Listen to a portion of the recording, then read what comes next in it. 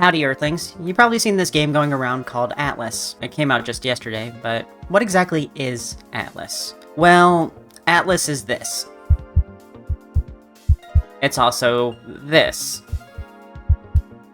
But it's also this. So you're probably curious what exactly it is and why a lot of people are talking about it. And it's a difficult action RPG that's also an MMO at the same time. But out of the gate, let me tell you what Atlyss isn't. Atlyss isn't an NSFW game. A lot of people think it is. A lot of people came into my chat during a hate raid last night trying to tell me that, ew, why are you playing a porn game? It is not a porn game. I know it's a shocker after seeing the goat lady and possum shopkeep that I showed you a second ago, but the base of the game is entirely non-sexual. Even when you start up the game, it warns you that the game is suggestive in design, but without any actual nudity. The body types and slider definitely allow it to cater to people with certain interests in certain body types, but no actual sexual content. It's not porn, but it's understandable why you might change tabs if someone walked into your room. But even things like large breasts and butts are optional. If you go to the settings, you can limit the size of those sliders, disable jiggle physics, and you can even make boobs flat. Or you can let those things swang. It's up to you. You can also make dudes. Also, there's no package slider, so, you know, not as bad as Cyberpunk, I guess. But what I want you to understand right now, as much as you want Goat Mommy to hold your hand throughout this adventure, she will not. And she will not be gentle. She won't even really be helpful. Atlyss at its core is a fun and challenging action RPG. While it might not be Dark Souls challenging, it's certainly a tough game to play solo. So let's take a good look at this game. A reminder that you can get this game on Steam for just $10 and it's only 200 megabytes in size. So you could play it immediately. You could start the download now and it would be done before this video is over. It is, however, in early access, and since it's an MMO, it may take a long time for it to be fully complete. Character creation. As you already know, the character system is robust. In Atlyss, you get your standard masculine and feminine body shapes, but that means absolutely nothing here because the breast slider also works on the bros too. I actually spent the first 10 minutes of my stream styling out my character not realizing I was on boy mode, but the real differences comes from the races. You have a choice of 5. Imp, Poon, I swear there's no nudity, Kobold, Birdle, and Chang. Each of the races have some unique features, like, funnily enough, Kobolds are the tallest race. Normally Kobolds in furry spaces are always short stacks, wider than they are tall. But none of the races influence your stats or class. You'll have full control over that. But, they do have exclusive cosmetic features and race abilities called their initial skill. The first race on the list is Imp, and they are very obviously inspired by Midna from Twilight Princess and Shark Furries, or Zora from Zelda. They tend to have a creepy goth aesthetic with a slight demonic look. If you like shark furries or a demented aesthetic, they're the good choice. Their ability matches this theme too in the form of Siphon Leech. You fire a projectile that deals damage and heals yourself, making them have sustainability regardless of their combat role. The next race, and the one I started with, is the Poon. These are your lagomorphs, rabbits, and with the right cosmetics you can make other animals like jackalopes, sheep, cattle, and a lot of different rabbits that all look like Klonoa. Being a forest creature-themed race, their initial skill is Leg Up. It increases your movement speed and increases evasion, your dodge chance. This can come in super clutch when you're an archer and you're the last alive. I fought bosses where others on my team died like 3 or more times, and I didn't get touched even once. Kobolds, despite their size and builds, are a magic-oriented race. You can make classic-style grubby little reptilians or something more like a fluffy dragon. I personally really like this one, and it was a close second. If I wasn't able to recreate myself as a Poon, I would have played a Kobold. Their starting skill is Alacrity, which applies a boon that lets their next ability be cast instantly with no MP, HP, or stamina cost.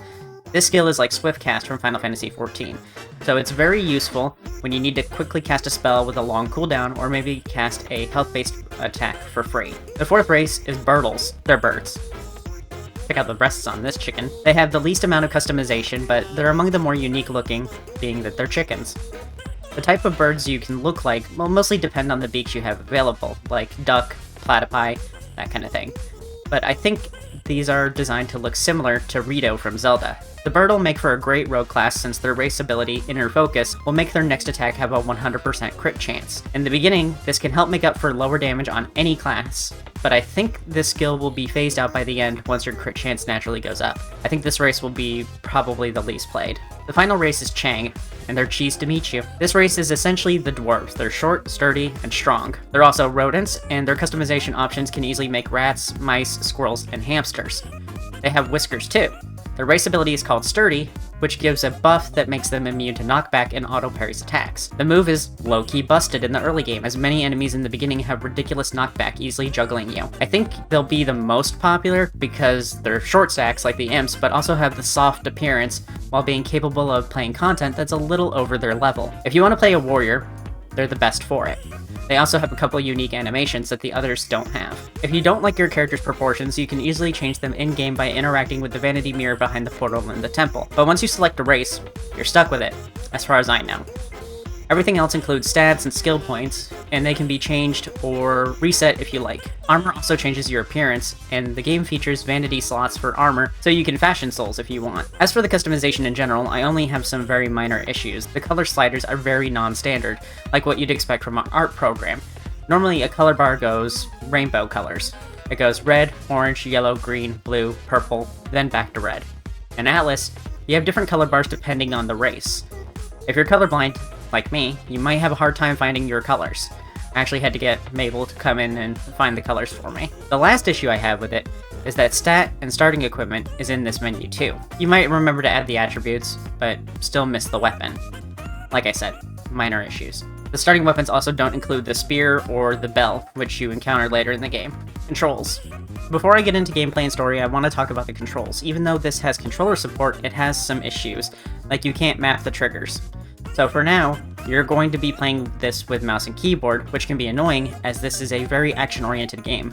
Unlike most MMOs, this combat and gameplay is entirely action and aim-based. You won't target lock, and your abilities won't land automatically. If you're using a bow, you will have to aim at the enemies and hit them. If they're overwhelming you, you may have to kite them, which means you're going to be moving a lot. The controls are standard for a mouse and keyboard game. WASD to move, mouse to aim, left click for basic attack, 1 through 6 for your abilities, Q to swap weapons, function 1 through 5 for consumables, space to jump and double jump, E to dash, and right click for Smash Bros like shield.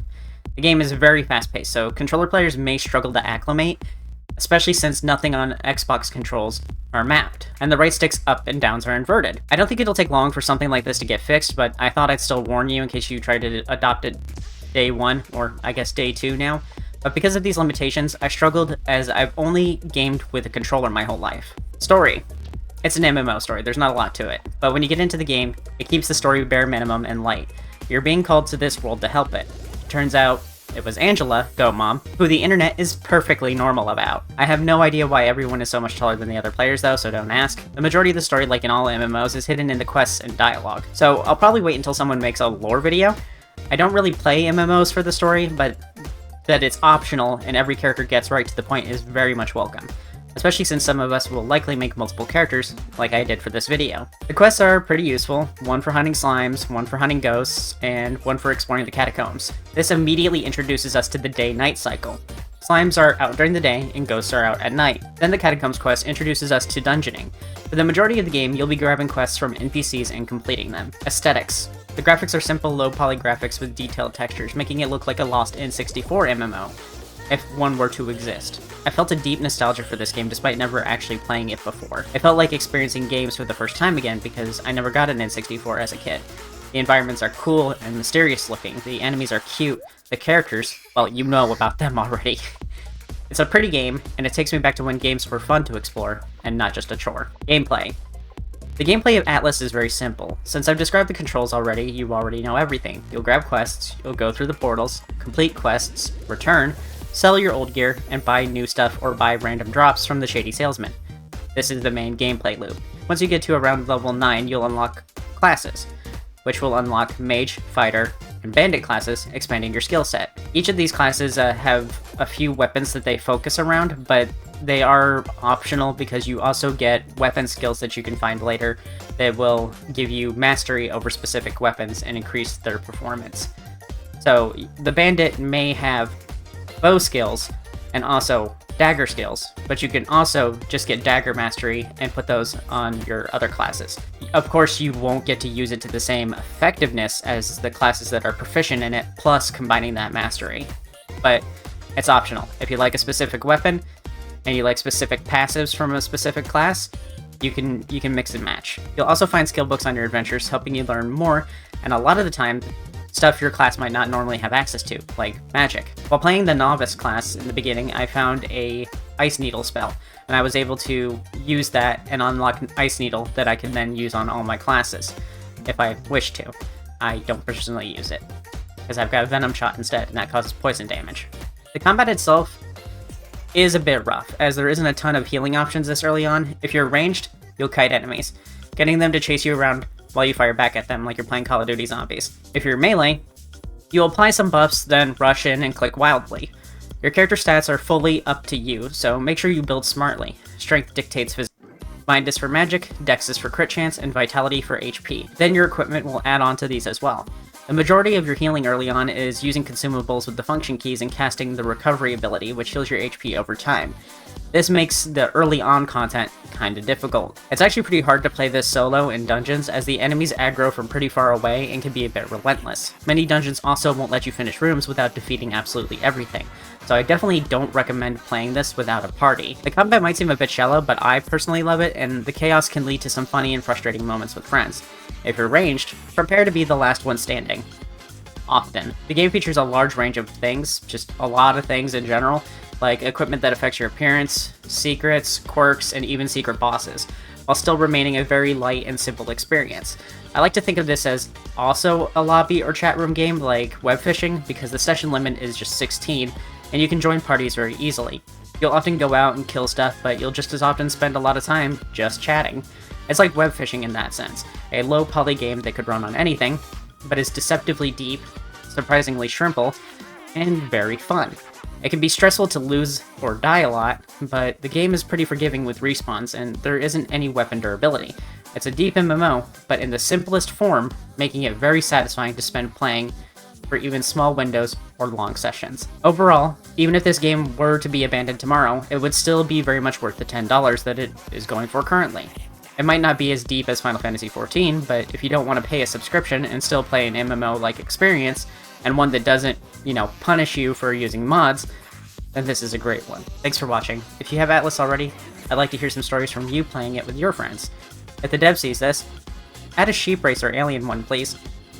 Or maybe slimes, since you've got the slime diva already in the game. Thanks to my patrons who enable me to buy games of a most dubious nature. If you want to help the channel and help me turn down bad sponsors, then check out the Patreon on patreon.com/SerasThings or become a member.